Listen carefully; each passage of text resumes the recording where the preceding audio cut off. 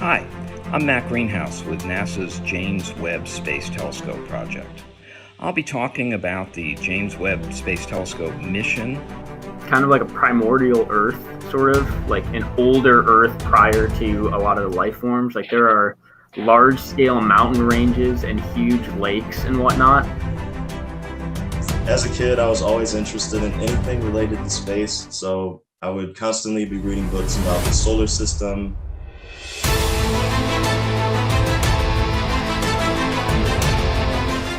Hello sir, my name is Hoshiarpur from St. Paul School, grade 5th. My question is, was Venus born before or after Earth? Please provide your inputs. Thank you. I'm with you today moderating the session, and I'm excited for the fruitful discussions ahead. Before we move forward, I would like to elaborate a little bit further on the context behind this Indo-Finnish conference and our work at Kalam Labs.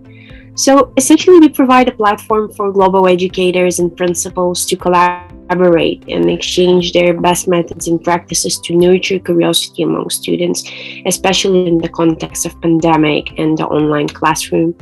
And the format of this conference is series. So far we've conducted more than 250 such sessions, and we're extremely fortunate to be awarded by the Finnish Education Ministry for this initiative. As you know, this conference is being recorded, and upon your agreement is going to be published on our YouTube channel, where we have an established community of more than 20,000 international students. So there's a lot of interest in international exposure. And it's an interesting fact that we've managed to spread this initiative across 11 countries so far. But of course, we're working towards the expansion of the scope of this practice. And again, I would like to thank you for taking the time to join us today. So now, without any further ado, another round of warm welcomings to the keynote speakers today. We're joined by Alejandra Chavez. Welcome, Mom. She's an international educator and principal with 30 years of educational experience. She's currently based in Australia, and we're honored to have you. We're also joined by Sharat Kumar Singh. Welcome, sir. He's the principal of James Cambridge International School, Punjab. Again, it's an honor to have you. And now I would like to kickstart the discussion by posing an icebreaker/personal question, which is why you have decided to embark on a career journey in the field of education, and what were your motives to become an educator yourself? So I would like to give the floor to Sharat Kumar, sir. Could you please share with us your journey and your motives behind it? Thank you.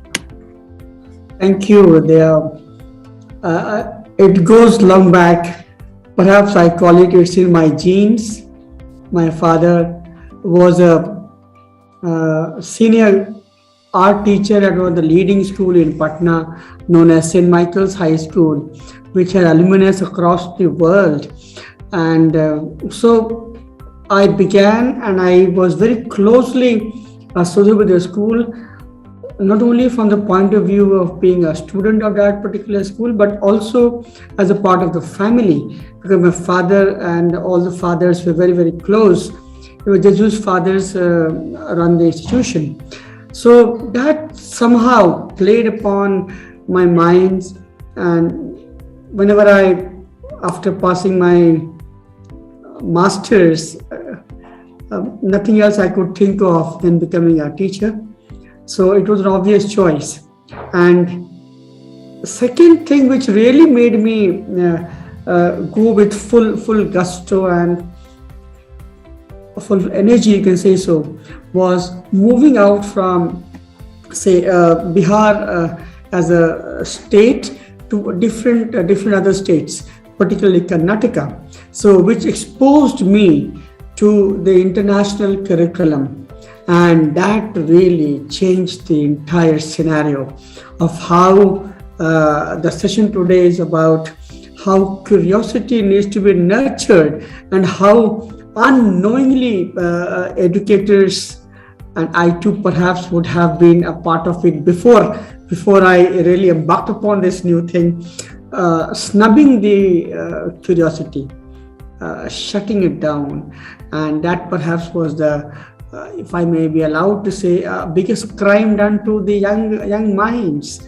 Perhaps we are killing that feeling of enjoying and learning in the beginning stages, and that perhaps will never be able to, those kids particularly will never be able to overcome that in the later years, no matter whatever the child would be able to achieve in life. So that is how a small story, how it happened. And I'm the happiest person in my batch and in the alumnus group of St. Michael's, which boasts of different ambassadors, bureaucrats, politicians. So I stand tall, and that really is a great feeling. Wonderful. Thank you so much, Sharat Kumar sir, for sharing your journey. It seems to me that you've become an educator by destiny, and you're so passionate speaking about your experience. I'm more than curious to hear. I call it, I'm an educator by choice. By genes, by destiny. Yeah. Full package. Correct. Thank you so much for sharing with us. And now I would like to give the floor to Alejandra Mom. Could you please share with us your journey of becoming an educator and your inspiration behind making this decision? Absolutely. Good evening. So happy to be here from Australia. I think my colleague is going to like this because 30 years ago, I walked into my first classroom. There was a grade 1 class. I can remember clearly walking into that grade 1 class as their new art teacher. So I absolutely fell in love with teaching art, teaching children. And so I decided that was the career for me. I got a master's in international education. I took off around the world teaching art, the bulk of my career. So 27 years of my career were dedicated to teaching art to elementary students. And I think it has been like my greatest passion. But also along the way, I became a principal too. And I absolutely loved that role as well because I had an opportunity to bring a different and fresh perspective to leadership. And so I thought, oh, this is such a great opportunity for me to bring an artistic flair to leadership and help my teachers teach in innovative, fun ways. Because like my colleague said, education has to be fun. The school is the one that's kind of, we are stifling the students' curiosities. Absolutely. The schools are the ones to blame, and it's not because of that, not having the right intention, but I think sometimes a lot of things get in the way, and that's where we should be learning from the Finnish education system, which is so fantastic, and they're doing it right. So we have much to learn. But definitely my career, 30 years, it feels like a lot, double digits. But to me, it has flown by. I don't think we get old in education. There's no time to get old. And there's no dull moment. There are no 2 days the same. And I think the best part for me out of my whole career has been the students. Working with the students, talking to them, learning from them, inspiring them, empowering them. For me, it was the best career path that I am so happy, feel so blessed, and I just love it, love it, love it, love it. Thank you so much, Alejandra Mom, for sharing your wonderful journey with us. I highly appreciate your different perspective to administration coming from the artistic background, and I'm curious to hear more about this side of your career. It seems to me that no matter how you started, by choice or by chance, both of you have so many things in common. So let's move forward to the core of this discussion, which is precisely your pedagogical methods and practices to nurture curiosity among students and to make them passionate about what's going on in school. So I would like to ask Sharat Kumar sir to share with us his best methods, initiatives, and practices taken throughout his career and in his respected school to nurture curiosity among students. The floor is yours, sir. Particularly whatever you sow in the beginning, that only becomes the character and nature and personality of the students. So if the students are invited, they are encouraged to speak out their minds. It may seem very foolish at a certain point of time, but it is their opinion, and the child will be free to discuss with their teacher. And the moment that barrier is broken, that is why the ice breaking is, we call it in sessions. So with younger groups, we call it warming it up, teachers will encourage the students to come now, greet everyone, you introduce someone else, and what did you do in the morning today? Did your mother give you a warm glass of milk? Something like that. When the connect is built, then questions automatically emanate from it. So the moment you arouse the curiosity and make the child feel that teacher is interested in the smallest bit of their life, the entire conversation kind of a thing or discussion kind of a thing flows in. And particularly in the entire group, mine is a K-12 school. So in the beginning, if at all, we go on to remove that inhibition or a kind of fear that my teacher. So if that wow kind of a feeling comes in, then it happens automatically.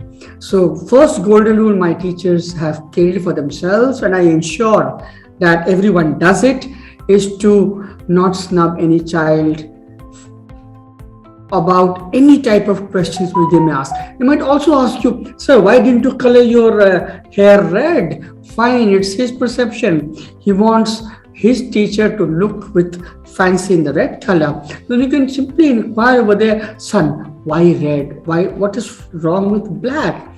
So then perhaps that you have initiated a dialogue.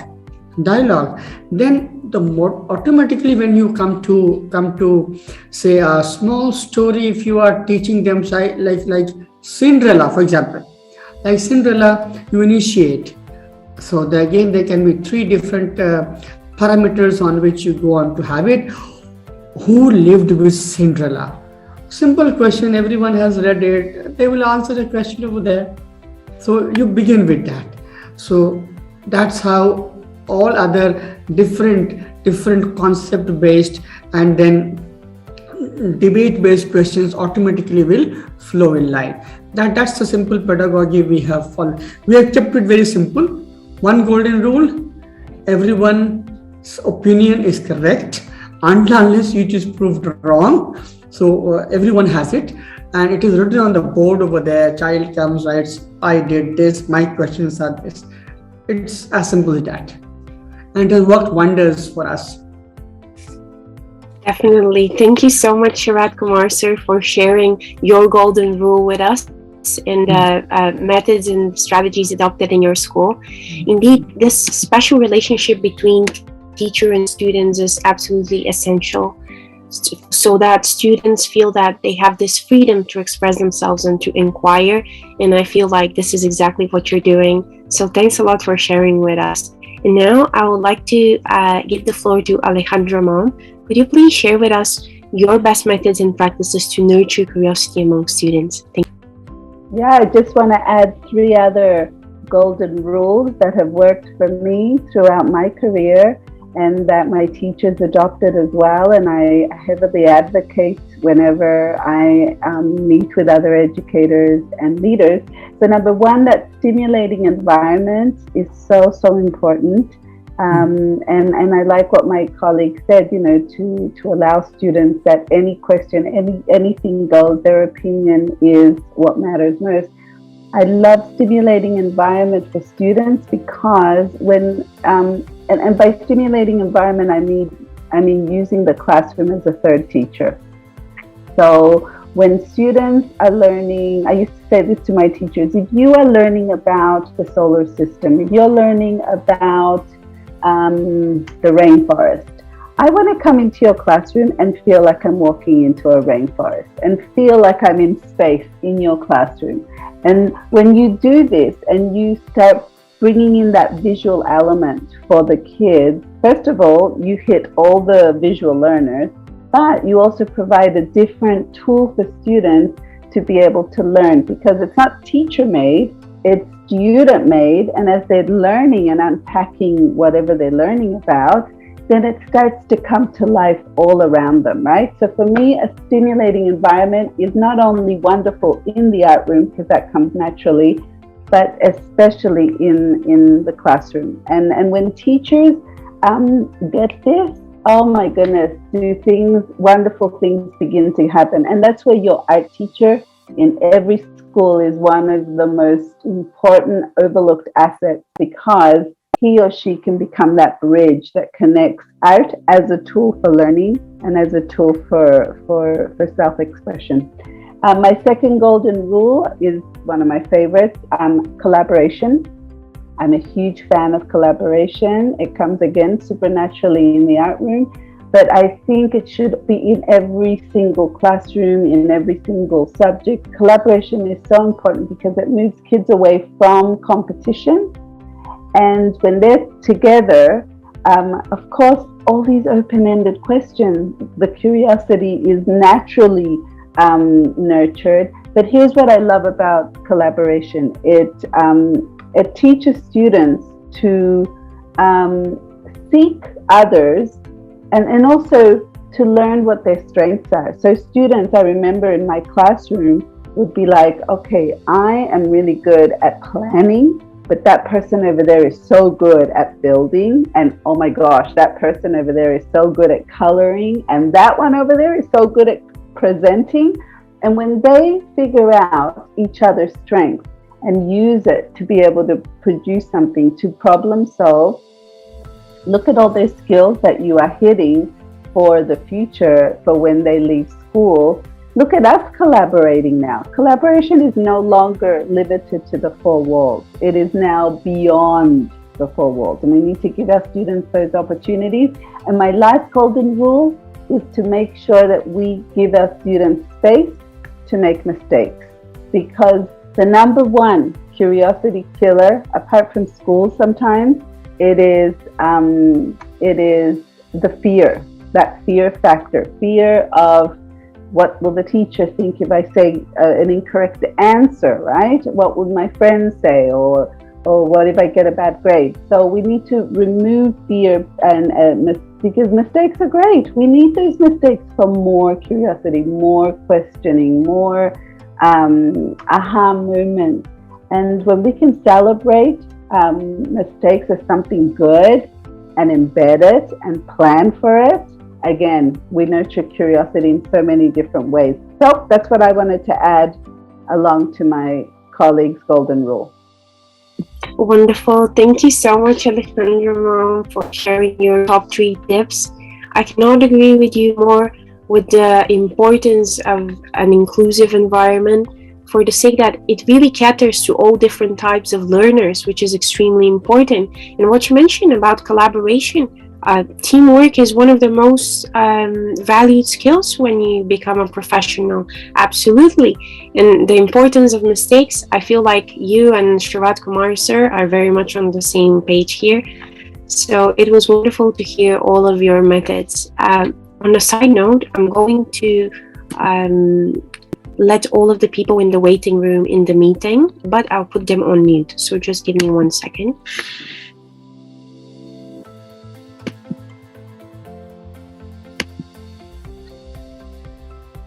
Okay, so hello everyone. Moving forward to the second panel question, which focuses on the pandemic and its impact on the established methods and practices, the status quo of education and how schooling is done. I would kindly ask you to share with us your biggest challenge during the pandemic, how you managed to overcome it, and what's your major takeaway from this difficult moment. And again, I would like to give the floor to Sharat Kumar, sir. Could you please share with us your biggest difficulty in dealing with pandemic and what it made you learn out of it? Thank you. Thank you. But pandemic was never heard, never thought, never expected. When you have lemons, you make lemonade. I mean, you simply cannot go ahead. So we simply went on to make different flavors of lemonades and dole it out to the kids. Early bird catches the worm. So perhaps we were lucky enough to catch everything very young. And I happened to be knowing about Zoom platform, which was perhaps the biggest succor for everyone during pandemic. So I simply went on to emergency meetings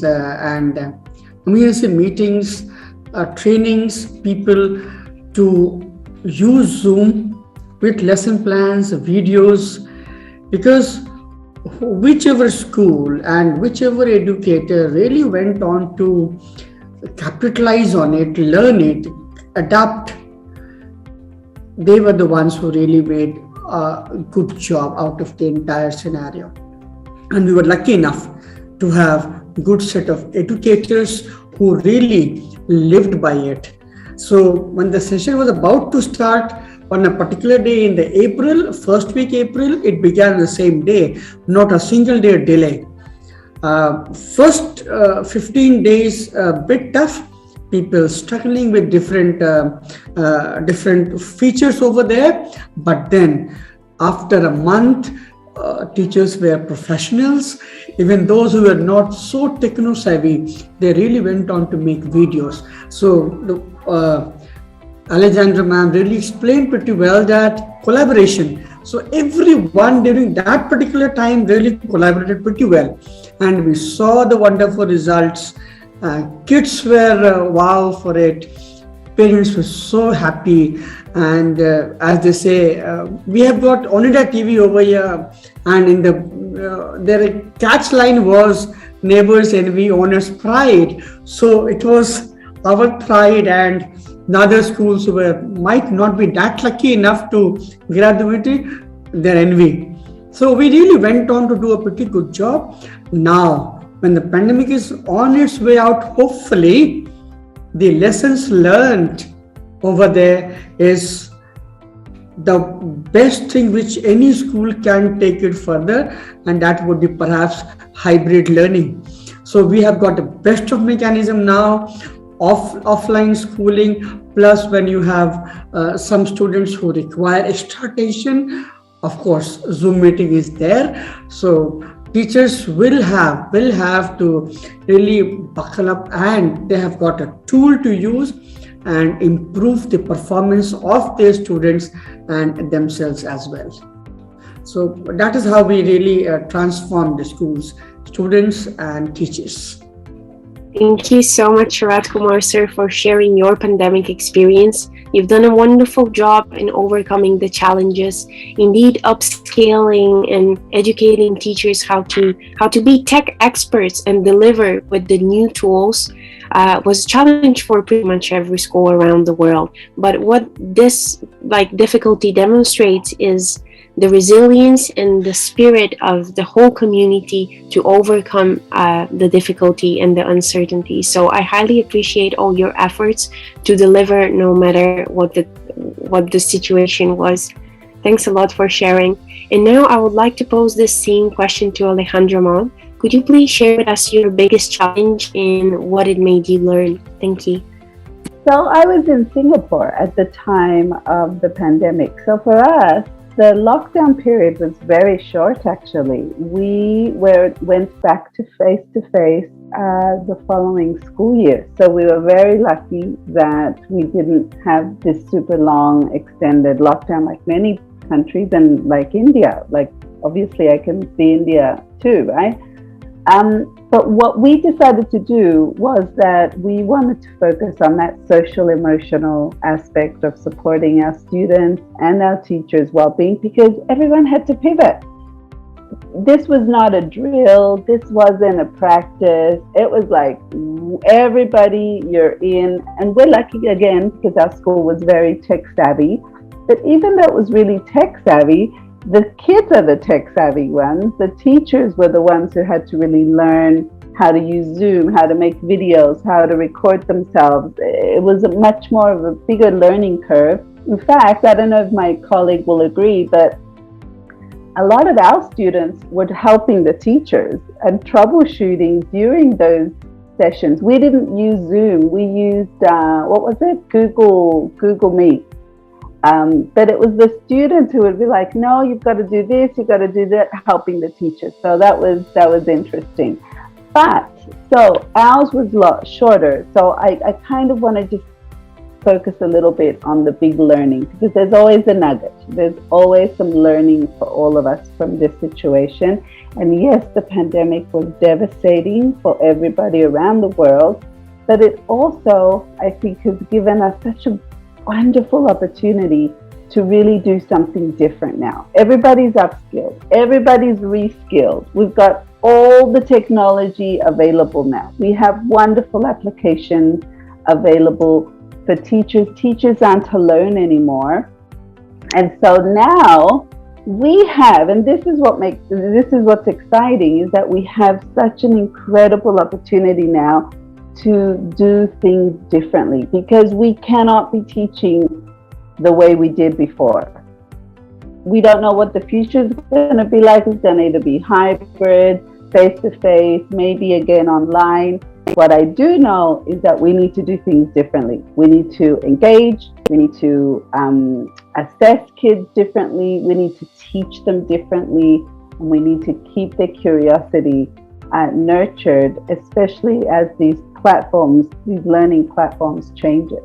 So I'm very, very excited to see how schools take this forward. Thank you so much, Alejandra Mom, for sharing your pandemic experience and your reflections on it with us, but above all, being so positive about the outcomes in this mini revolution, this huge revolution that happened in the industry.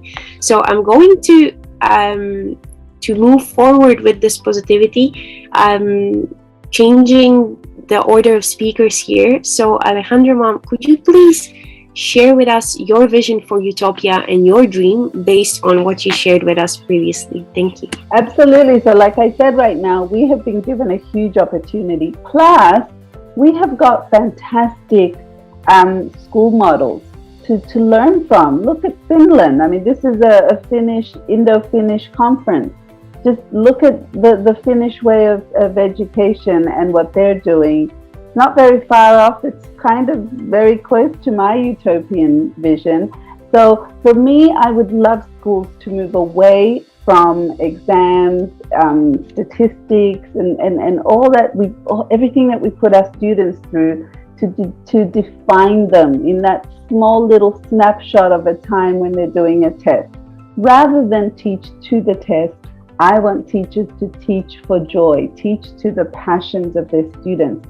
I want every student that walks in through our school doors from the beginning, from when they're kindergarten, to every teacher make it their absolute mission to make sure that we know our students so well and we help them discover who they are, discover their passions, and nurture those passions, adapt curriculum, adapt lessons to support those passions, so that they can become the best versions of themselves, happy students, because a student who's happy doing what they love, they're passionate, right? They will find their career path. And we need to also educate parents, because those traditional professions, doctors, engineers, we don't know what kind of professions are going to happen. And if students want to be a YouTuber, we've got to make sure that we help them be that YouTuber they want to be.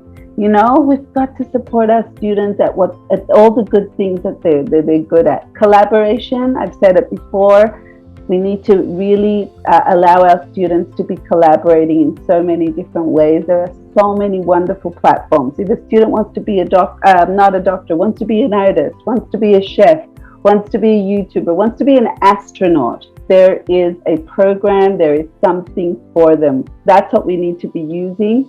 Value-based, let's empower our students with the skills they need to be happier, resilient, visionary, lifelong learners, and to be the best versions of themselves so that they can change their community, their country, and can change the world. Beautifully said. Thank you so much, Alejandra, for sharing your dream. It was just wonderful to hear all of these insights of yours, and I hope that this vision is not this so far-fetched as we label it as utopian distant future, but it's going to happen very time soon if everyone's devoting their efforts. So thanks a lot for sharing. And now I would like to give the floor to Sharat Kumar, sir. Could you please share your dream and your vision for Utopia? Thank you. Yeah, what I personally feel that what we have adopted in schools over here, wherever I have worked in them, that we teach the students the way they want to learn. This has been happening for past, say, something around 8 or 9 years. I have been heading schools in different parts of the country. The moment you go on to adopt this philosophy in totality, then whatever my colleague over there nicely pointed at, every single child's potential or latent potentials need to be enhanced, and only those schools would survive. When I say survive, I'm talking about they will be revered, they will be the cherished ones, which can go on to build on those potential skills or latent skills or talents of the students.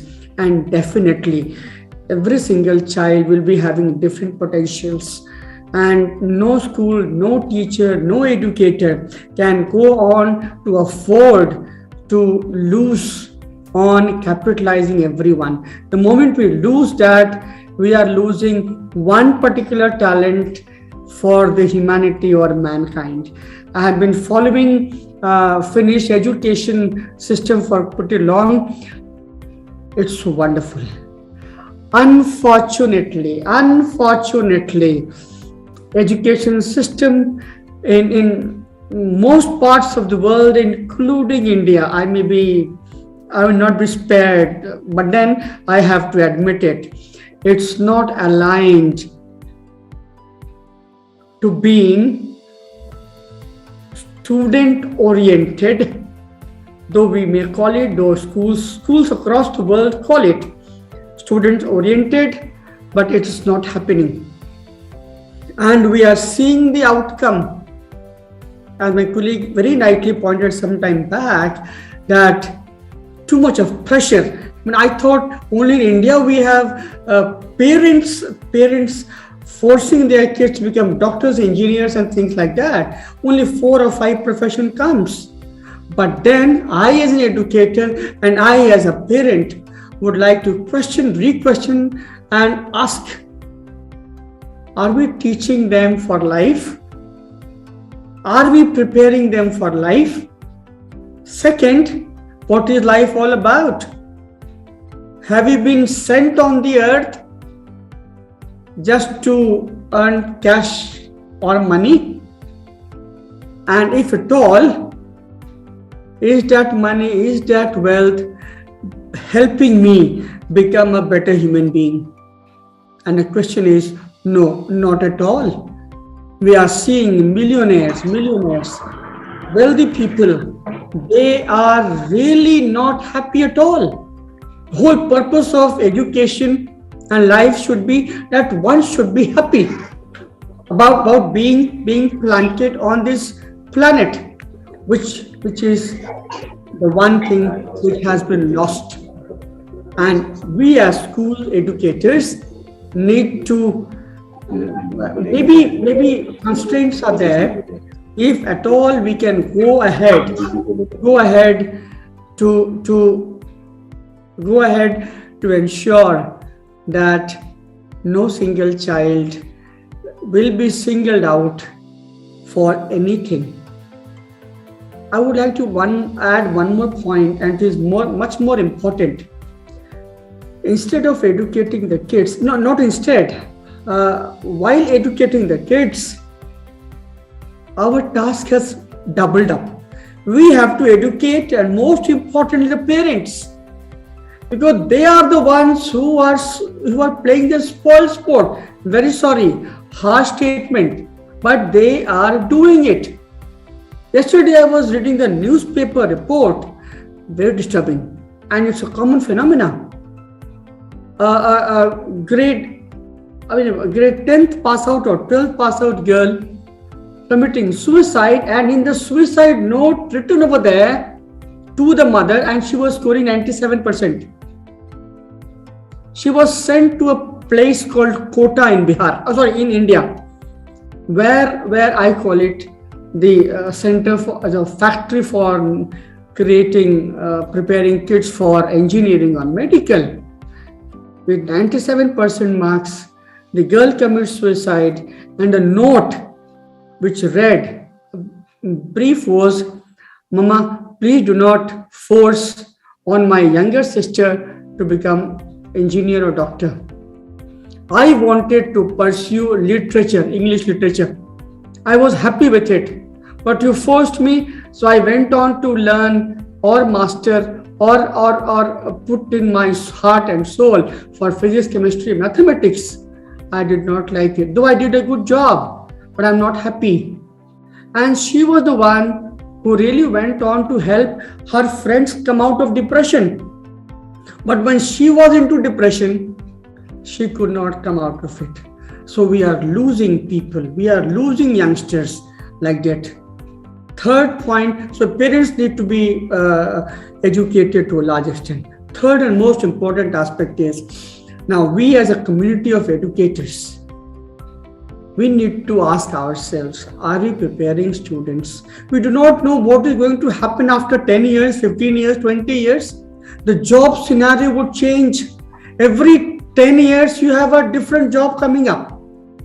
We had never heard of radio jockey, video jockey, or hacker, ethical hackers. When I was growing up, never heard of it.